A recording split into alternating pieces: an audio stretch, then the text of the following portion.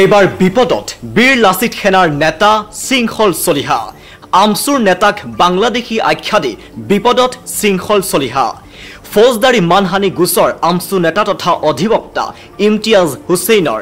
কামৰূপ জিলা মুখ্য ন্যায়িক দণ্ডাধীশ আদালতত গোচৰ তৰিলে অধিবক্তাগৰাকীয়ে সংবাদ মাধ্যমৰ এক অনুষ্ঠানত ইমতিয়াজক মুকলিকৈ বাংলাদেশী বুলি কৈছিল শৃংখলে আমচুৰ কাৰ্যকৰী সভাপতি আছিল ইমতিয়াজ হুছেইন 2 এদিনতে 5 কোটিৰ দেৱানী মানহানিৰ গোচৰ তৰিব ইমতিয়াজ হুছেইনে যোৱাকালি নেশ্যন এনি এটা অনুষ্ঠানত শৃংখল চলিহাই আমচুৰ সভাপতিগৰাকীক বাংলাদেশী আখ্যা দিছিল আৰু তেতিয়া তেখেতে কৈছিল সি ইউ ইন দ্য কোৰ্ট আজি গুৱাহাটী উচ্চ ন্যায়ালয়ত শৃংখল চলিহাৰ বিৰুদ্ধে আমচু নেতা ইমতিয়াজ হুছেইন ডাঙৰীয়াই দাখিল কৰিলে ফৌজদাৰী মানহানি গোচৰ আমি জনাই গৈছো এই মুহূৰ্তৰ এক গুৰুত্বপূৰ্ণ খবৰ এবাৰ বিপদগন্থা বাজিছে বীৰ লাচিত সেনাৰ নেতা